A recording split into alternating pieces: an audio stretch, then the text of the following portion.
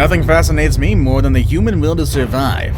Let's face it, if it weren't for our ancestors adapting to and surviving harsh and unfamiliar environments, you probably wouldn't be watching this very YouTube video today. History is littered with stories of men and women surviving the impossible, and we're about to tell you some of those stories today. The story at number 1 is particularly awe-inspiring, so make sure to stay tuned for that. Here are 5 survival stories that actually happened. Number 5. Surviving the Desert.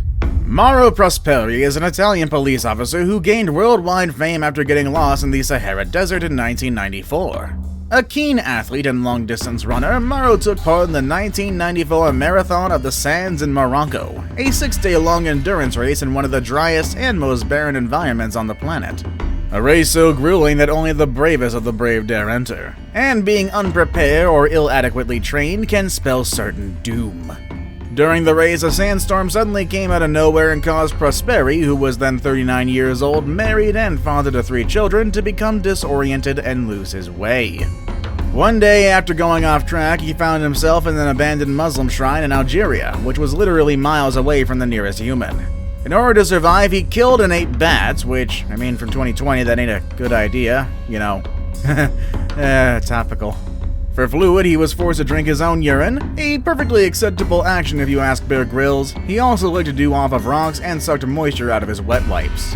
Assuming he would never be found and probably desperate for the hardships to end, he slit his wrist with a penknife from his supplies. However, even that went against him. The air was so dry and hot that his blood clotted and closed his wounds almost instantly. He was forced to go back into the desert and attempt to find help. For 9 days he walked through the desert and ate insects and reptiles. Finally, he found a small village. From there, he was flown to a hospital where doctors said his liver had almost completely failed. Having traveled 180 miles in all, Prosperi lost 35 pounds in body weight during his harsh ordeal in the desert. It took several months before he could eat solid food again, but despite all the hardships he had to go through, he has remained an enthusiastic runner, and even returned and completed the race in 2012. Number 4. More than a year at sea. Jose Salvador Alvarenga is a Salvadoran fisherman who spent 13 months adrift at sea. He is the first person in recorded history to have survived in a small boat at sea for more than a year. On November 17, 2012, Alvarenga set off on a professional fishing trip with a young fisherman named Ezequiel Cordoba, someone whom he had never fished with before. Having embarked from a fishing village on the Pacific coast of Mexico's southern Chiapas state, they planned to be out for just about 30 hours hunting shark, tuna, and mahi-mahi. Unluckily, a few hours into their voyage, a storm struck that lasted 5 days and quite literally blew them off course. Alvarenga called his boss on the ship's radio for help, but it, as with much of the rest of the boat's electronics, had been disabled by the storm. The boat's motor was also damaged. People on shore knew that the two were out at sea, so a search party was sent. But after 2 days of intensive searching with no success, their boss gave up and assumed they had drowned. Alone and without food or supplies, the 2 fishermen survived by eating raw fish, turtles, and jellyfish. They drank rainwater and turtle blood as well. As weeks turned to months, Cordoba became severely unwell from eating months of raw food and sadly passed away. Alvarenga then endured another 9 months alone at sea, until he eventually spotted a small island. Abandoning his boat and swimming to shore, he almost immediately met a local couple who alerted authorities. He had reached the Marshall Islands and was saved. Number 3. Buried in the outback. Ricky had just landed a new job and was driving along a barren North Australian highway when he came across a group of stranded travelers huddled around their vehicle on the side of the road. Not wanting to pass a stranded person on this desolate stretch of highway, Ricky slowed down and pulled over. The group needed help to get their car going. Ricky allowed a few of them to hop in his car so they could hitch a ride to the next town where they could get help. The men piled in and then blackness. That is the last thing he remembers. He woke up, half buried in a shallow grave, naked in the middle of the desert, baking in the hot sun. Confusion overtook him as he tried to understand what had happened. He sat down in the shade for hours, pondering his predicament. Nobody in sight, no roads, no houses, no water. Nothing. Just desert. Not being one to let pessimism crowd his psyche, McGee walked across the desert, barefoot and naked, to find help. Each morning he told himself that today was the day he would find help. His efforts proved fruitless, though, and he traveled for days without finding anyone. His best option, he soon realized, was to find a good source of water and to stay next to it. Eventually, workers on a remote cattle ranch stumbled upon McGee, who had become skeletally thin, having lost more than 100 pounds. He was taken to a local hospital and treated for severe dehydration and malnutrition. What exactly had happened to him remains a mystery, though.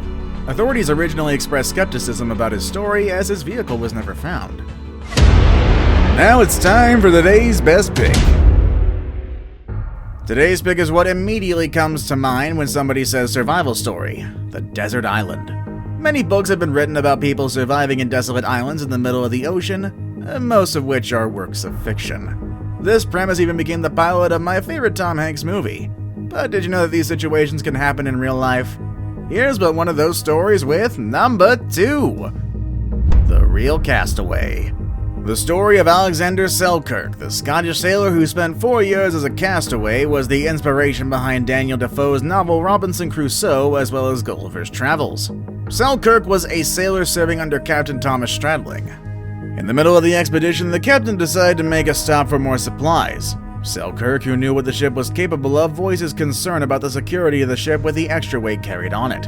He tried to rally the other crewmates not to continue on, but his pleas fell on deaf ears. Selkirk's act was seen as mutiny by the captain, and he subsequently decided to leave Selkirk alone on the island of Juan Fernandez. Fortunately, though, Selkirk turned out to be quite a skillful survivor. He lived in huts made of pimento trees, and for the first few days he remained where he felt safer, which is along the shoreline. He also hoped to spot a passing ship, and while waiting for someone to come to his rescue, the desperate castaway survived on oysters, shellfish, and anything he could catch. Can't say I'm that envious of him. I really don't care for seafood, but I digress. He lived on the shoreline feasting on seafood until hungry sea lions wanted their territory back for mating season. Not wanting to be in the middle of a territorial skirmish between two sea lion bulls, he wisely decided to venture deeper into the unbeknownst depths of the island. There, through sheer blind luck, Selkirk came across a herd of feral goats which provided him milk, meat, and clothing. He even found quite a few feral cats which acted like his bodyguards against hungry rats that had a habit of biting chunks out of his fingers and toes while he slept. On February 1st, 1709, 4 years and 4 months later, he was finally rescued by a privateering ship. His story became a sensation, and Selkirk continued his life as a sailor, ending his career serving as lieutenant aboard the royal ship Weymouth. Before we move on, do me a favor. My analytics show that only about 15% of you watching are actually subscribed. Come on guys, what's up with that? Can you guys please hit the subscribe button? You guys watch my videos every day anyway, so you might as well subscribe and keep up to date with every video we put out. Number 1. Cannibal or Survivor? Douglas Mawson was an Australian geologist and explorer who infamously explored Antarctica with a team of fellow adventurers in 1912.